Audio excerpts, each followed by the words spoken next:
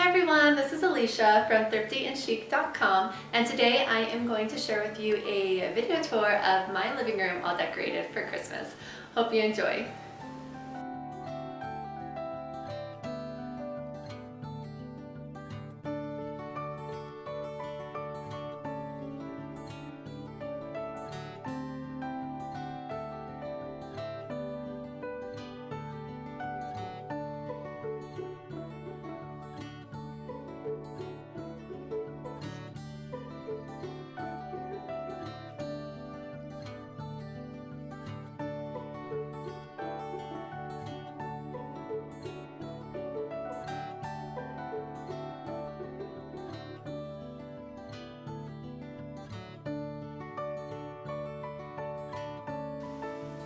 Alright, first things first, let's talk about the most important thing that goes into Christmas decorating, and that is the Christmas tree.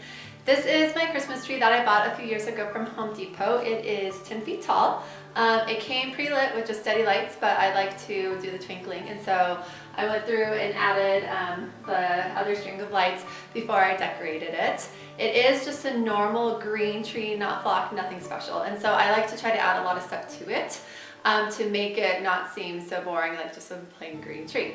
And so how I usually do that is, as I said before, I'll string the lights around and then I will do the ribbon next. And so the ribbon this year is this burlap that I believe, truthfully, most of the stuff you could find at Hobby Lobby is where I got most of my stuff. So the burlap's from Hobby Lobby. I just start from the top and go all the way down, and I have 3 burlap strings going all the way down around the tree.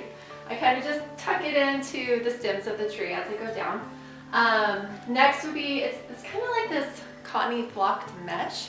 I'm not too sure what this is, but I love the look of it. And so I had that follow the burlap all the way down. This is also from Hobby Lobby.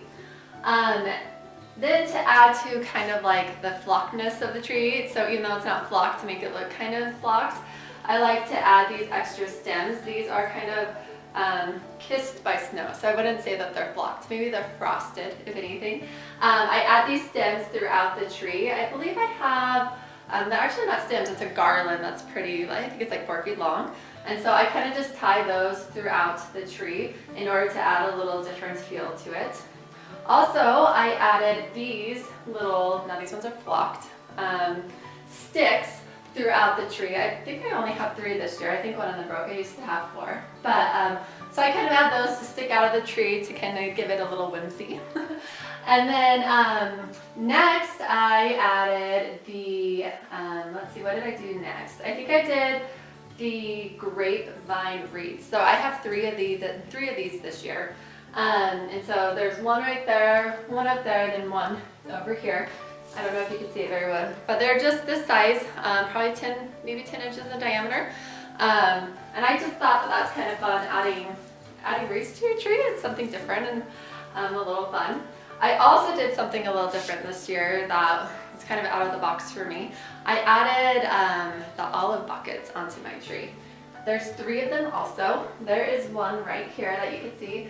In the olive bucket, I have pine cones, and I have these little fake, which is actually these ones. I have these little fake, I would say frosted also,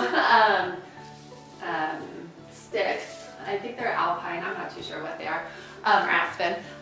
Those were from Hobby Lobby. They're just made from styrofoam, and they like have a little paper around the outside, so they're super lightweight, and which is really great. So I cut those all up and put them in the olive buckets. So I have one right there, I have one up here, and I have one tipping out of here, which you can't really see very well probably. Once I put all those in, I finished it off with these big pine cones. I love using big pine cones in my tree. These ones are completely flocked. These are from Hobby Lobby also. I do have a few that aren't flocked throughout the tree. Next was adding all of the balls. And so I wasn't going to add the ornaments this year, but I decided I wanted a little sparkle to the tree. And so these balls kind of do the trick. They're just added throughout. To finish off the look though, I added these really cute reindeer, little silhouettes, and this Merry Christmas sign, all from Hobby Lobby. And of course the topper, I know a lot of people put a lot of thought into the topper. I usually don't. I keep the same 1 or 2 every year. And so my topper, which I don't think you can see, is actually just a wood star it's a white like painted wood star that's up on the tree. And so for the bit bottom, I just chose a white tree skirt this year to keep it simple and easy. I usually do white tree skirts anyway because if I change the theme of my Christmas tree throughout the years, I don't really have to change my tree skirt and buy a new one to reflect that theme because white matches everything. And so next to the tree, I added my little tree farm, or my forest, I like to call it. And I added these little flock trees. I believe this one was from Walmart. These other ones were from Target online, and that one's from Walmart this year. These other ones were from different years past. And so I wanted to kind of bring, not just have a tree in the corner, I kind of wanted to bring it out into the living area, and so that's why I added these extra little trees. All right, next up is my mantle, another staple in any Christmas decor. This year I went a little different than normal. Usually I would add garland all over the place and lots of color and shimmery stuff. But this year I decided not to. I try to keep it kind of, I don't know, organic in nature maybe, just because of this birch branch. So I wanted to hang my stockings different this year.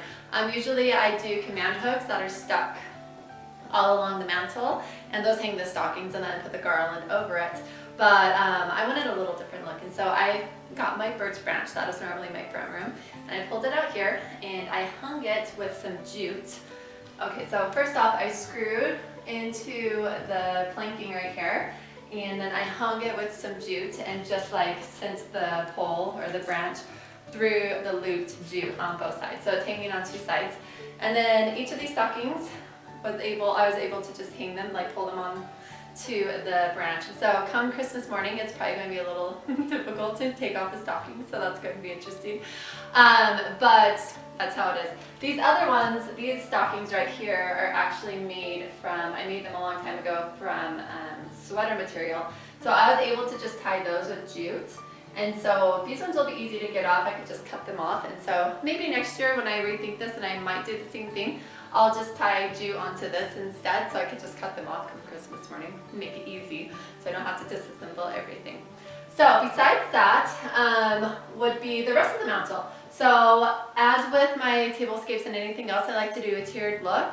I like to try to do height in the middle and then kind of go down. Or I like to also make it just balanced if anything. So even though it's up high, goes down and goes back up, it's balanced on both sides. They don't have to be, I usually try to make them symmetrical, but if they're not symmetrical, I try to still do that rule where it's at least balanced, so both things are high on the ends or lower on the ends or however. And so on the middle part, this little window, I guess, I'm not sure, cathedral window, is like it should be wood from Hobby Lobby that I found earlier this summer. And then on top of that is a pine cone wreath that I made, and I will link to that in my blog post. Next to that are these candlesticks that are from Hobby Lobby. And then next to those are these awesome chippy corbels that match this little cathedral window. These are from Decor Steels. And then in them are some vintage books. I always try not to do the vintage books because that's my staple on my mantle. I wanted to try something different, but I didn't. Everything that I put in its place felt really off and out of sorts, and so I decided to just keep those there, and I still love it, even though it's not what I normally would do for Christmas decor. I'm all about it. And then on the ends are these flock trees that I got online from Target.com a few years ago to balance everything out. To the right and left of my mantle are my built-in bookshelves. I never really liked these alcoves before until I put the built-in bookshelves in them. I've had the wood lining up this one for years. Now I kind of just like the look of it, bringing nature in. Yes, I have a gas fireplace, but I don't care. It's decor, right? And so I fill that all up every year with the firewood. And so yeah, there you have it.